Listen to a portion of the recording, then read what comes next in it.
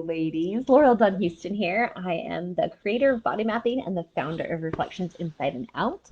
And I want to welcome those of you who are Monday mapping regulars. Thank you so much for showing up this week. For those of you that this is your first time, leave a comment below. If you're catching this on the replay, hashtag replay. A quick just what is this? What is body mapping for those of you that are new? Body mapping is something that I created after 20 years of working with thousands of women. It is a combination of anatomy and physiology, body language, um, and just studying humans, energy, and all sorts of other things that go along with that, chakras, meridians. And I basically took that all together and created body mapping. So in the short version, what is body mapping? Body mapping is the literal map the universe left to help you know who you are and answer questions about your life experience. Hey, Taylor. Okay, so this is, I've been doing videos on relationships and all of the things to improve your relationship and how those show up with your body. And I have received multiple private messages about periods and all things dealing with women's organs. So I thought, sure, why not? I can do one of those, but I have to preface it with this. I am not a medical doctor. I am not an OBGYN. So if you are watching this video hoping for medical opinions, I refer you to whoever you use for your physician, your midwife, whoever you go to. Please take them for professional medical advice. I'm not a doctor. What I am hoping to teach you is the emotion behind what is happening with your periods, the emotions behind what are causing symptoms of pain, of overbleeding, of all of those things. And I'm going to kind of start with a gut punch here, so bear with me. Uh, when women have a lot of problems with their periods, it is because they have an innate and an ingrained belief. It is not truth, but it is a thought, it is a belief that women uh, are disgusting, that they as a woman are abnormal, that they are something that has to be cleansed, that they are something that is wrong or bad. So let's just chat for a minute about how women for centuries have talked about their period. What are some of the names that you have given your period? A new one for me that I just heard a couple months ago was Shark Week, the curse, uh, Aunt Flo, like you're menstruating. Can't you just call it that your men's, like it's your men's cycle? Um, this is another thing to me that we do this with different parts of our anatomy. The most, yeah, time of the month. But is that like, oh my gosh, it's my time of the month? Or is it like, oh, it's my time of the month? Your time of the month to do what? Your time of the month to allow your body to literally cleanse itself from the inside out, to detoxify of everything that it no longer needs? Then, do you see what I'm saying here, ladies? Because we are so programmed into thinking that our periods are wrong or bad or disgusting. And I've got to do some backtracking here. And so there are, yeah, I'm on the rag. Oh, that's so gross. I remember in high school once a guy said, never trust something that can bleed for 5 days and not die.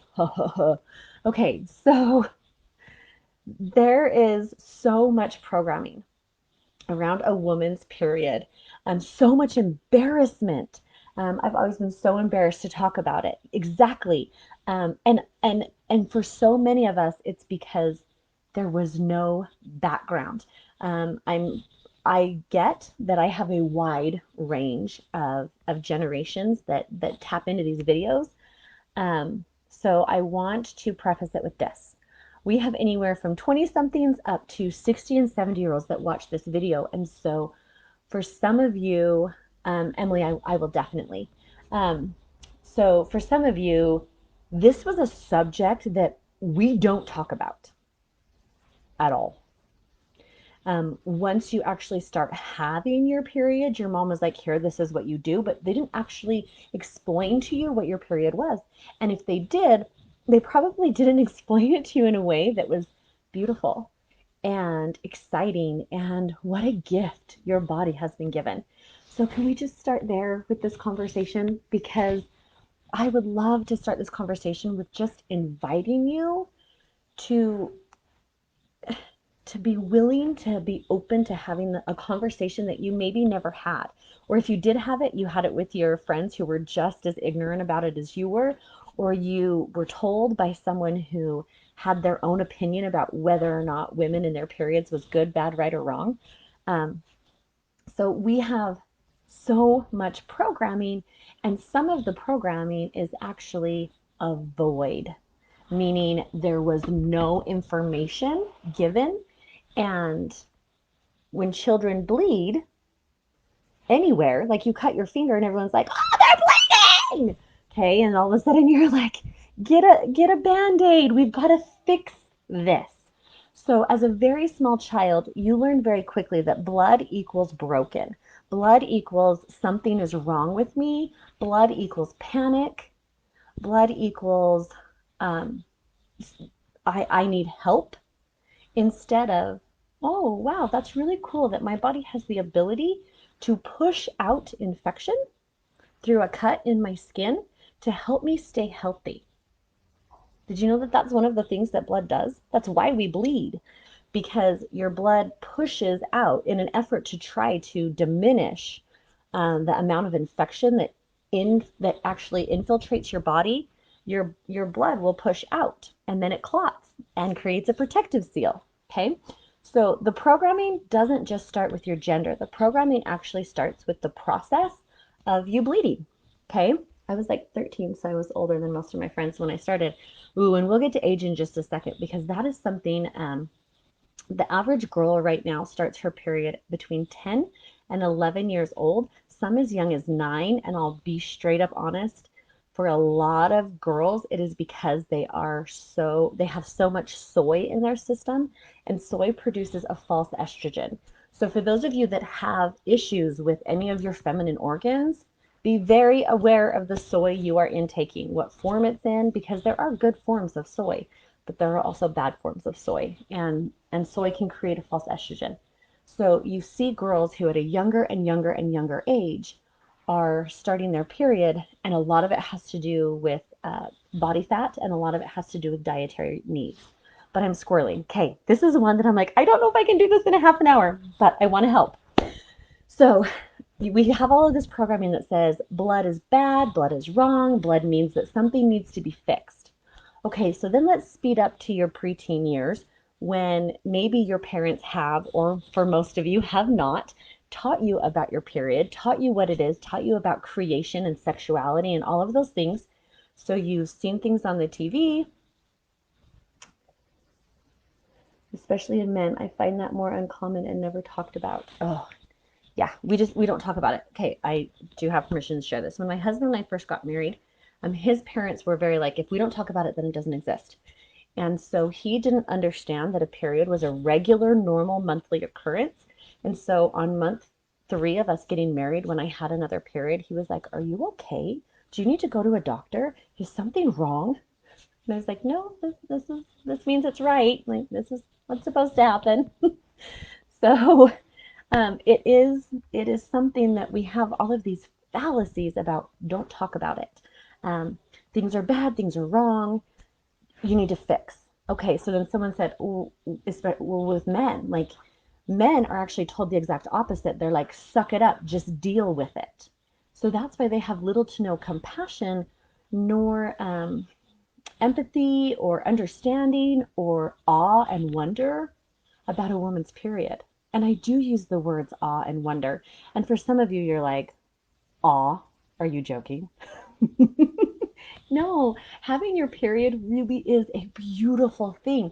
And women who have irregular periods or who struggle with infertility, it is such an emotional thing, because I have some women that their infertility problems are that their periods are so irregular that even if they had sex every single day, they're not always releasing an egg. And so for them, having a period is like, it's actually working. I'm actually cycling. Like, this is so exciting. And then for other women, they're like, that's one more month that I don't have what I want. That's one more month that proves something is wrong with me. Okay, so for some women, I get that a period is the message that said you still don't have a kid. And I get that for some women, their period is a sign that you could get pregnant. And for some women, their period is just a nuisance. And the rest of you are like, I don't really have an opinion. It's just something I deal with. So wherever you're at on the spectrum, I invite you to have a different perception of what your period actually is. So I'm going to start there and then I'll get into some of the questions that you ladies have sent me. So what is a period? A period is your body's natural ability to cleanse itself from the inside out. It is also, for those of you who are sexually active and have a lover, your ability to remove them from you as well. So let's talk about sex for just a moment, because as you can tell, I'm really shy. So when you are actually having intercourse and women become inseminated during that process, the man actually gives a portion of his vital life source to you. So back when sex was actually intimacy and it was part of creation and it was this beautiful, amazing process that was about pleasure and about making energy that made beautiful and amazing things, transfiguration. That ability for a man to say, I value you so much, I'm giving you some of my vital life force. And this is why men, as they get older and they feel unappreciated, start to have ED and they start to have problems and they can't ejaculate because they're like, I've already given the world everything I have to give and I'm not appreciated. So they lose the ability to freely give their life force to those they love. Okay, so as a woman, your body is a literal receptacle to receive that beautiful life force that's full of vitality, that is full of actual building blocks of life. So we have the ability to receive and then mix with what we have and make creation. Well, that doesn't always mean that you are going to create life. That just means that you have the ability to take two parts of something and put it together to make a whole. So whether you have children, have never had children, want children, had children before you were ready for them, whatever, your body needs to be seen as a being of creation. You're, all women are a being of creation. And that is something that if you can look at your period as a reminder of your ability to create, that in and of itself, for a lot of you, is going to change your perception because it allows you to take everything that is wasteful in the way, a byproduct, things that are actually inhibiting you from creating, and you remove it. You don't need it. Okay, so while we're talking about sex and absorption and everything, um, because society, time, whatever you want to blame it on, has corrupted sex in such a way, there is so much hurt and anger and frustration that is transposed from partner to partner during male-female intercourse. And so a lot of women who are like, I hate having sex, part of it is because you are absorbing emotions that aren't yours.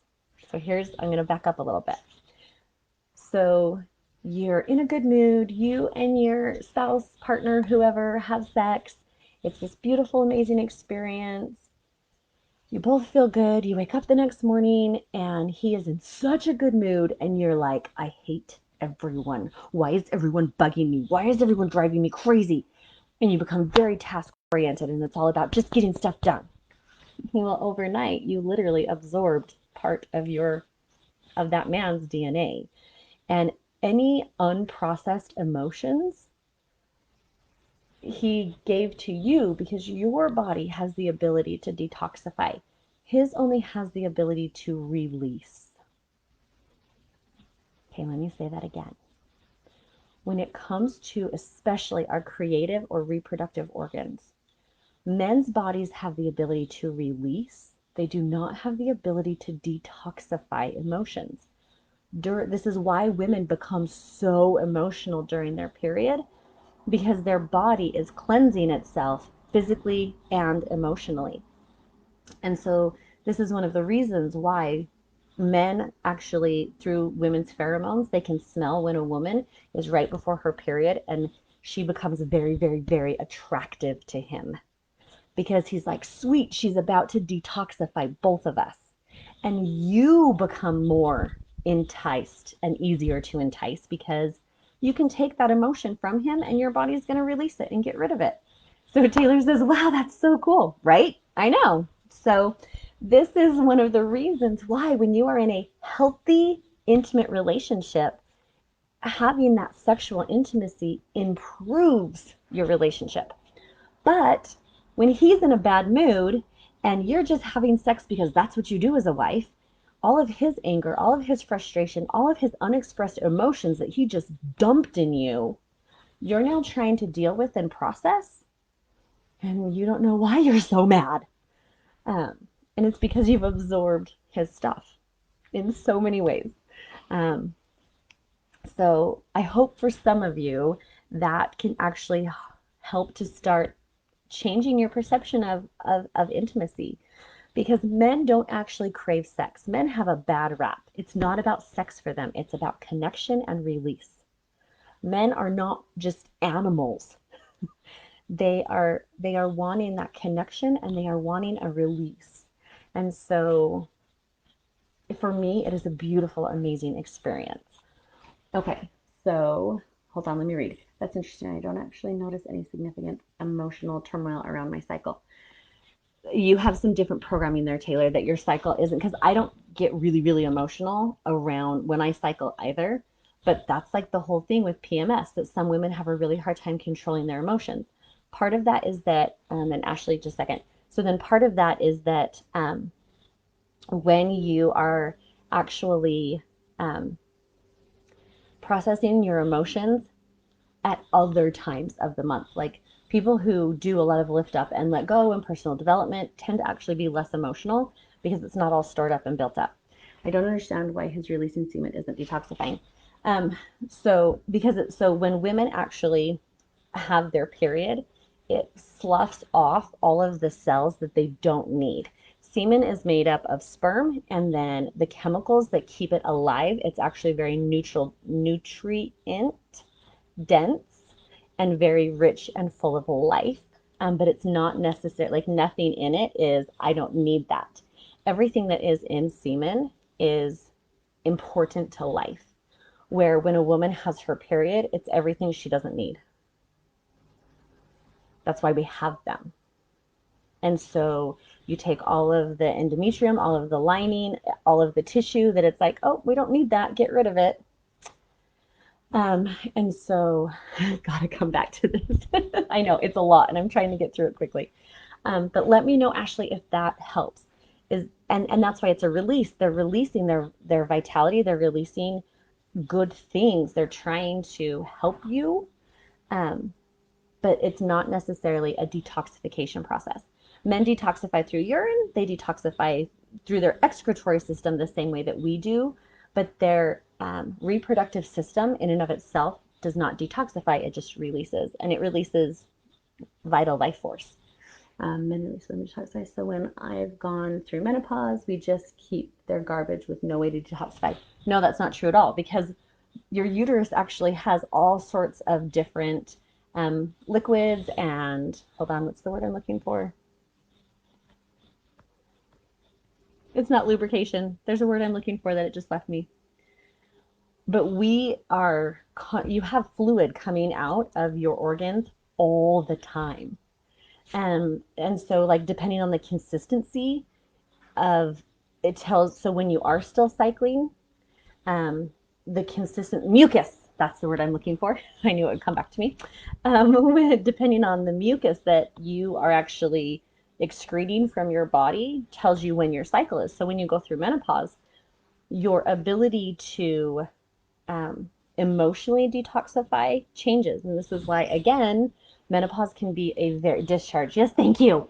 This is why it can be such an emotional process for some women. Plus, you are mourning a time in your life that says, I went from being able to create life to not anymore. And so women get this, am I still a being of creation? Yes, yes, you are. And that is my whole thing with your period. It helps you know and remember. It is a remembrance that you are in your prime years of being a creator. Okay, what about breastfeeding, pregnancy? Haven't had a period for over a year now. Okay, that is a really big squirrel.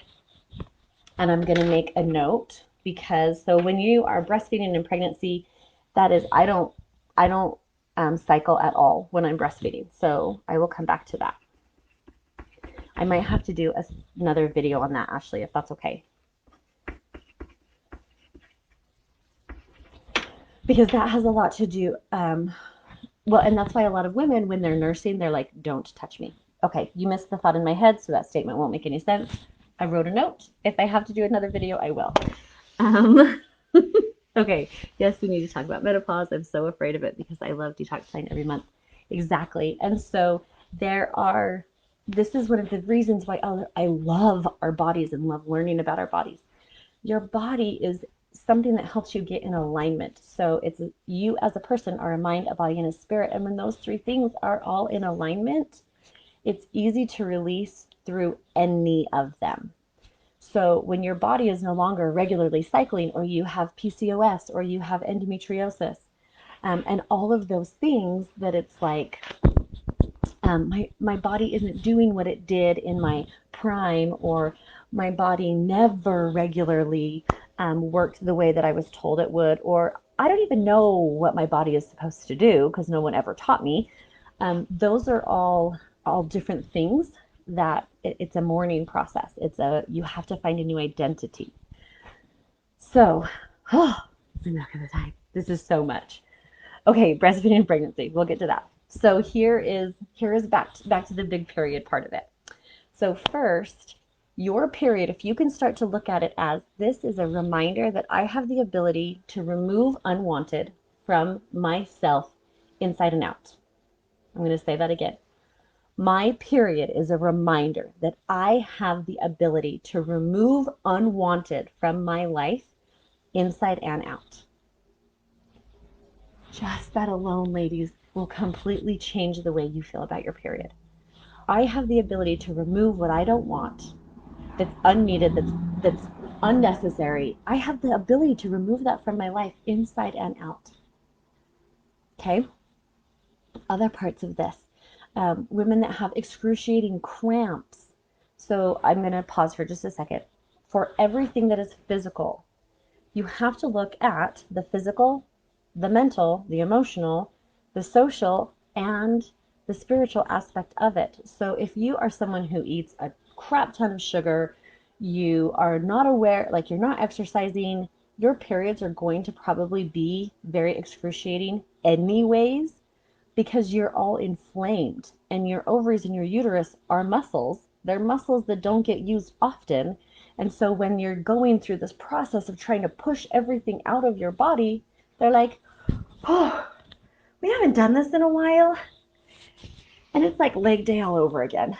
So your muscles that aren't used to being used on a regular basis are going to cramp, especially if they are full of inflammatory foods like sugar.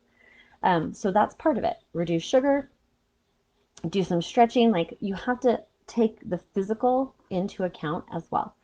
Okay, so with that being said, if you're like, I'm so good with water and I do stretching and I have, I don't do sugar and I still have really, really, really bad cramping.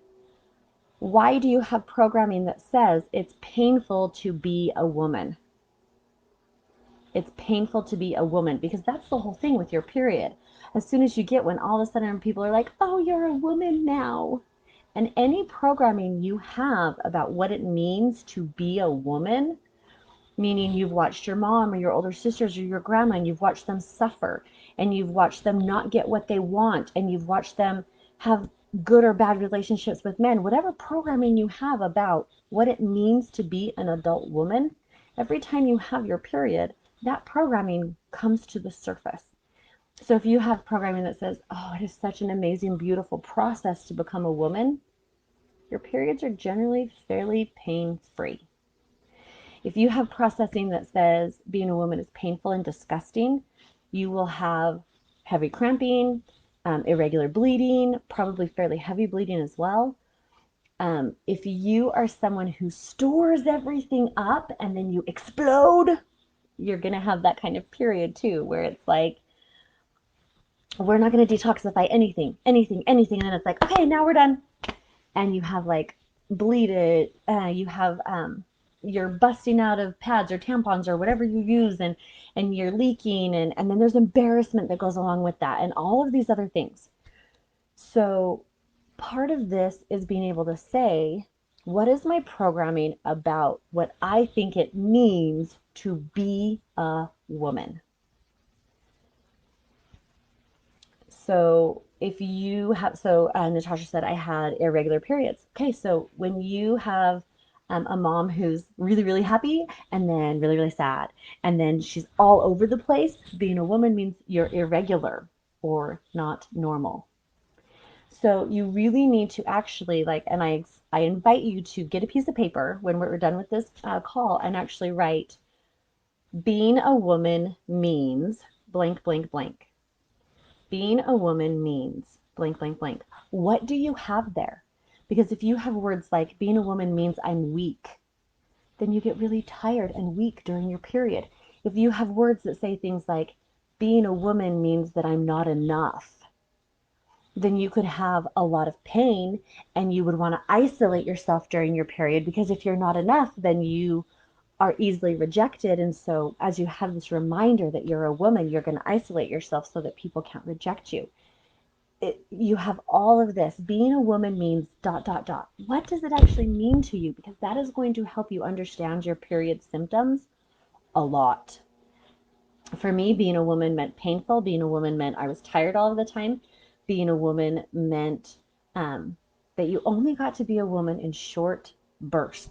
Because I'm a farm kid, so whether you were a boy or a girl, you had to do chores. You had to be out with the cattle. You had to ride horses. You had to wear Wranglers and cowboy boots. Like, you were actually, and they weren't cowgirl boots, they were cowboy boots. And so your period was short. It was painful. There were so many things that it was like, okay, I'm only allowed to be a girl for this long, and it's inconvenient, but it's also the only time I get to rest because I'm in pain.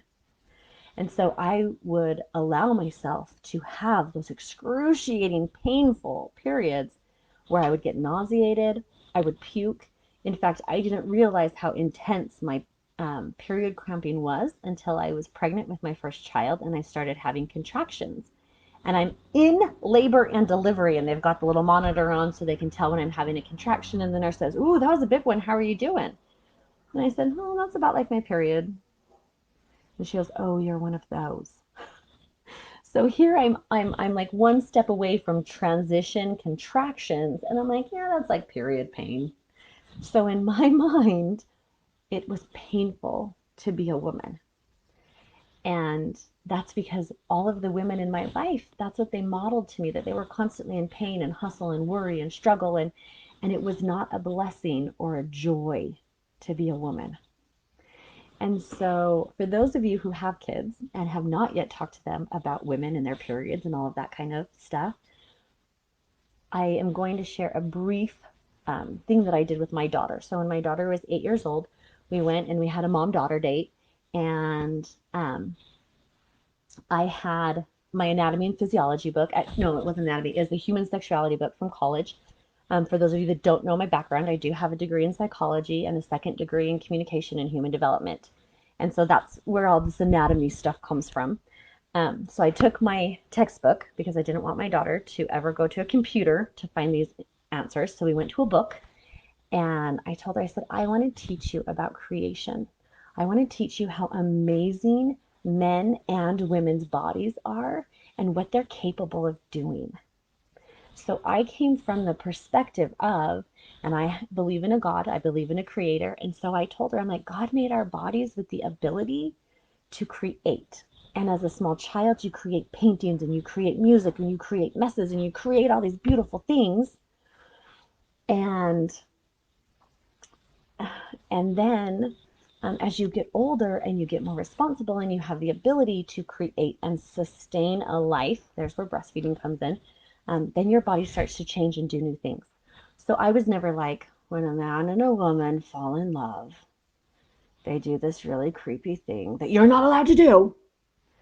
I talked to her about how beautiful it was that we have divinity in us that allows us to create art, create music, create peace, create love, create life. That is the perspective that I taught my daughter about her period. And she has the best questions. There is no shame, there is no embarrassment. She is excited to have her period. She is excited to grow up.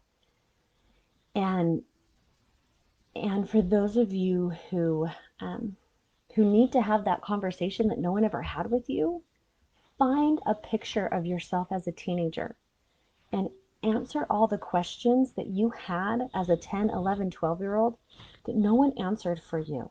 Go back and heal her. Answer those questions for her, and it will help you with your menstruation and your cycling. Oh, hold on. There were no comments, and then all of a sudden they popped up. Taylor said, that's fascinating. I have always had extremely regular, non-painful, not overly emotional periods. That's causing me lots of rejection. I don't understand that, Taylor. Okay, Taylor, explain that a little bit more, or private message me later, because I'm not sure what your comment means there. And I was much older. So I was actually 14, almost 15 when I started my period. And so I also had the belief that there was something wrong with me because everyone else around me had started their period. I was in a bra in 5th grade. And so everyone kept expecting me to start my period, and I was even slightly overweight. Like, it wasn't like I was super a reflection. Thank you, Taylor. That makes a lot more sense. Okay, so so here I'm thinking that there's something wrong with me, but yet on the other hand, I was so grateful that I wasn't a grown up yet. I was so grateful that I wasn't a woman. I was so grateful that I didn't have to deal with all of that everyone else had to deal with, because everyone's perception of their period was, oh, I have to deal with one more thing.